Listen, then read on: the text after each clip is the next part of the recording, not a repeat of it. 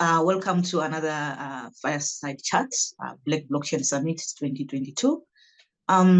Today we are discussing Ethereum 2.0 or the merge today. So before we can dive into the topic, rather we start by introducing ourselves. Let everybody know who you are, what you do in the space, and how your journey has been so far before we can start talking about the merge. Thank you so much. It's down up to you now. Yes, I'm handing out to you to take over the discussion or the talk. Hi, my name is Rick. I'm founder of a project called Laconic. Also founder of a consulting company called Vulcanize. I've worked on a number of things in the Ethereum and Cosmos ecosystems, including the fee market change, EIP 1559 for Ethereum is probably what I'm most well known for. But I also worked with the Ethereum Foundation prior to. You're not going to notice, or any Uniswap version, you're not going to notice any difference in performance. If you use MetaMask, you're not going to notice any difference. But there's been a huge shift under the hood. So, when you make a huge change like that, you don't want to have that change and then have a whole bunch of other stuff happen, right? You want to do that one thing, have everything look like it's normal, and then start to make improvements and changes after. Definitely. And another thing that's coming from this, so right now Ethereum's pretty slow on the proof of work. It does roughly 20 transactions per second, and it takes roughly 5 minutes for the confirmations to fully go through. That's going to speed up. There's talks that it now can do up to 100,000 transactions per second. It might take a little bit more time than that to get to that amount of transactions per second. But there's two things I want to make sure that's very clear. One, once the merge happens, your money is safe. You're not having to do anything to your money. You're not having to change anything. You're not having to do anything. Everything is going to just keep going without you having to make any adjustments. And then secondly,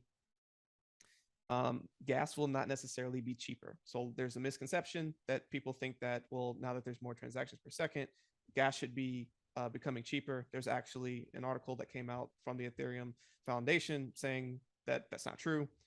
Gas fees won't significantly be changed based on that. So the challenge of Ethereum gas will continue to persist in the short run. So in other words, the issue of high gas fees will remain as it is, because one of the challenges that we normally come across is when you want to, maybe you want to swap another token for another token. There's always this high gas fees that happen in the Ethereum network. So that one will remain as it is. Yeah, it's not going to impact gas fees. I mean, right now, gas fees are very low. So when I do transactions now, they're very affordable. And I think that we probably won't, the thing that's confusing to people is it's very simple, but it's also like hard to think of, is that the gas is priced based on demand, not on supply. It's how much people want to use the chain that determines how much the chain costs, not how much it costs to make the chain. So the cost of making the chain has gone down significantly, but what people are willing to pay probably will not be impacted by that. In fact, people will probably be more excited to use the chain, so the price will probably go up. And because the miners and the validators are two different groups of people, they're not really like making more money or anything. It's like the fundamental like underlying security has changed, and so now it's in theory a different group of people who are making that revenue than the group before. So it's just somehow for us as end users, the price will effectively stay the same, even though there's been these large changes underneath. Okay. Yeah, talking about the miners. I know for this merge, I do believe a lot of developers are very excited, maybe. But what about the miners? What do you think is happening right now with the miners, or the ETH miners? What is their future? There's a couple things with it. So with going from this merger, it's gonna from moving proof of work to proof of stake, it's going to become 99.95% more efficient. Mhm. And so for an environment standpoint, that makes a lot of people happy. But for the miners, all these people who've invested in all this hardware, the thing that they're trying to do is make a fork. So basically they're trying to let their miners keep working, be able to still keep mining this money. So the same way that there's been a fork before in Ethereum, that like Ethereum Classic, how Bitcoin Mhm. has Bitcoin Cash and BSV, etc.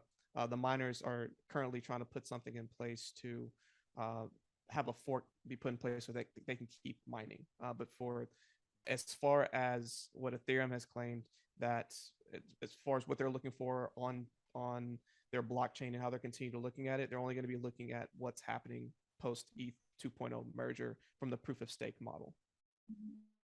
Okay, so in other words, we are looking to have a fork, another fork on Ethereum. Is that what you're saying? Yeah, it's contentious hard fork, right? So we have had Mhm. other hard forks in the past that they happen pretty regularly, but they're not contentious. So now we're witnessing a group of people who probably are doing ASIC mining for Ethereum, who want to continue to do that, and they're welcome to do that. But most of the service providers in the space, you know, your MetaMasks, your Coinbases, your exchanges, whatever they are, they're going to continue on the proof of stake fork. So yeah, I think practically, like I know some, I work with some miners or some mining organizations. Many of them have already also run staking operations, just as a part of their business, proof of stake operations as well. So those businesses, you know, they'll continue to operate those businesses. But if you were like an individual miner and you were mining Ethereum with an ASIC, then you probably will need to use something like the new ETHW or whatever. I can't follow the names, but there's this alternative chain that's happening. You would probably Yeah. want to go to that. But if you're like a GPU miner in your home, I haven't followed that in a long time. I used to do that, but I haven't done it in many years. You're just gonna your chain switching algorithm just isn't gonna pick Ethereum anymore. You know, you're not really gonna notice a huge difference if you're a home miner, just GPU mining, for example. You know, you're just gonna GPU mining will become less profitable, but that happens all the time anyway. So Yeah. be a big change. Okay, thank you so much.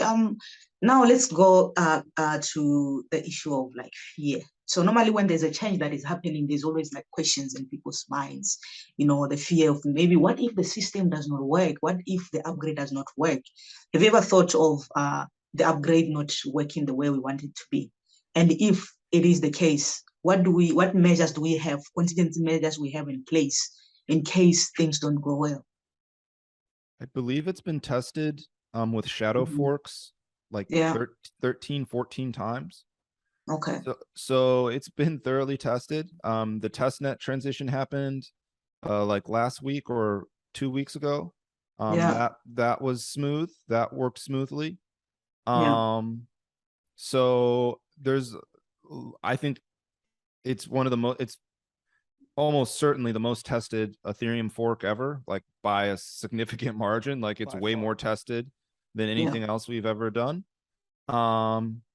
And so I don't think that, and there's not really any reason to suspect from those tests that it Okay. would fail. Like sometimes you do tests and you're like, oh, there's still some 20% chance or whatever. Yeah. But like in this case, it's pretty much like it's just going to work because it's been tested so many times.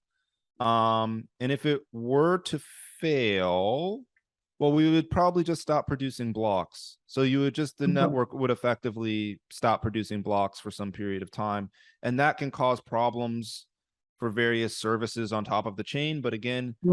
exchanges have to have infrastructure in place for when chains go down. And Yeah. as Richard pointed out, your funds are not at risk when that happens. You just can't do certain types of transactions while the chain Yeah. is down. But And I just think, yeah, they would coordinate a fix. for sure. And just to build on that real quick, Rick, you know, back in August 10th, Ethereum completed the Groly public testnet, and that was when people really started getting excited about, oh, this merger is happening. Like Rick said, this has been back tested so many different times, and this has been in the works for years. So they wanted to make sure it was thoroughly going to happen before they even announced the hard date for this to occur, and to put the confidence that, oh, the ETH 2.0 merger is finally going to happen. Like there have been so many delays. There have been, thousands upon thousands of developers constantly working on to make this a reality. And so there's a lot of confidence that it should go out that without a hitch. But in the event that it doesn't, there are backup plans. I mean, I was even reading about, for example, Coinbase has a plan. When it officially happens, they're going to pause all transactions for X amount of time just to ensure everything happens clearly. But again, if in the event that happens, there are a couple of steps in place that Ethereum can then take to remedy the problem, or they can continue on with proof of work if they have to. Not that they want to, but they can continue down that path until they come up with another solution. Okay, thank you so much. Do we foresee something happening again on the Ethereum network again in the future? Some kind of upgrade that people need to know of? Oh, yeah. No, the only thing you would need to do is upgrade to a modern client. So like a current client, which I believe for Geth is 1.10.23. And that's all if you were running a Geth client, if you're running Go Ethereum or whatever, that's all you would need to do. If you're just a normal user using, MetaMask or some other wallet service, they've taken care of all of that for you. Okay. Yeah, we've got 10 minutes left. There is the idea of staking, and where the stakers have to stake in about 32 ETH or so to activate the validator software. So when you look at that, doesn't it eliminate the small players in the market, or people who are interested in getting to becoming part of the validators or validating people, networkers? So to become a validator, yes, it does make it pretty hard. You basically need 32 ETH to run a node and then become one of them. However, you're getting access. What is nice about the proof of stake model that we've seen across other ecosystems that are out there is that you don't have to be a validator in order to still earn yield. In your typical bank account, you're making 0.01% on money that's sitting there. But now if you're able to get into stuff for proof of stake, and you're getting anywhere from 3 to 15% by having your money being put to work with a proof of stake validator or whatever the rewards are, it's pretty substantial, especially if you're getting an asset that potentially can appreciate as well. Because, of course, with your hard dollars, it's stable. It should be, a one-to-one value.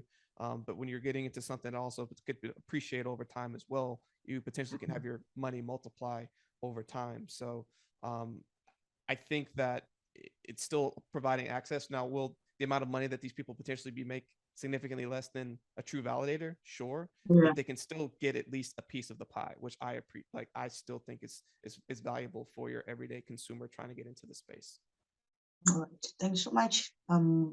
If you have anything that you want to add before we close up the discussion, so that maybe we can get the people out there to understand a little bit much more and the detail and the deeper. So what you expect, like just to summarize everything that we've discussed. What should people expect? Should they be excited? And if they're excited, why should they be excited? And or not? Just a quick summary of what we've just discussed, in your own words. Yeah, I mean, I think they should be excited about Ethereum delivering on their promised roadmap. I mean, it's taken 7 years for them to get to this point. So I think to the broader community, it should show a commitment to actually accomplishing these goals and accomplishing these things that were stated. So that's what I'm very excited about. I think it also opens up the door to a lot of new features. It opens up the door to a lot of new functionality that was sort of politically, we had to get this feature done before we could start working on other features, just from a political perspective. So it's very important that we accomplish this and get this done. And then, as Richard pointed out, the staking, I think it is a much more democratic way of accessing yield on the base layer than participating in mining. I mean, there's pros and cons to that, but ultimately, as an end user, it means it's easier for you to get exposure to that yield. Thank And you so much, Rick. to echo what Rick just said as well, I think it's extremely exciting. I think what's the most exciting about what's happening is just as he pointed out, the commitment to getting this done. A 7-year process, that's a long time to get anything done. That's And a when long you look time. at crypto, people, people typically are price speculators. So it's trying to look at, hey, how is money going up, et cetera. But a lot of these projects are blockchain startups. They're not meant to be currency. They're not meant to be something that's just goes nothing but up. They're things that are being built on. Ethereum is an ecosystem, and it's one of the most robust and ecosystems that are out there, where a lot of these other ecosystems are emulating and trying to improve upon. By having this ETH 2.0 merger officially happen, it kind of opens the door for a lot of the disputes and for the arguments for some of the other ecosystems that were built to have as much strength as they do, because now it allows the doors to open for a lot of these new products to start being built, to start adding even more features and functionalities to make Ethereum even stronger as an ecosystem, and to continue to work on some of the challenges like gas and some of these other issues that Ethereum is having. So I think people should be excited. I think people can continue to see some amazing things happen from the Ethereum ecosystem. And I mean, there's several parties in local cities around the nation that are actually having ETH 2.0 parties to celebrate the moment. Okay, thank you so much, Richard, and thank you so much, Rick. And we're looking forward to the match. I think it's coming up September 15th, right? And yes, we are excited. We're excited also because, now we are no longer so much concerned about the environment because of proof of work. And we're also excited to see what kind of developments will come after the merge. We're looking forward to see, how Ethereum will grow from where it is to, after this merge. So I do believe definitely there will be a lot of good things that will be coming up. And like some people say, with the coming of this merge, there is a possibility that we'll see Ethereum surpassing Bitcoin. So definitely we're looking forward to that. And thank you so much for honoring the invitation and becoming part of our guest. Thank you so much, and we look forward to having more discussion in the future.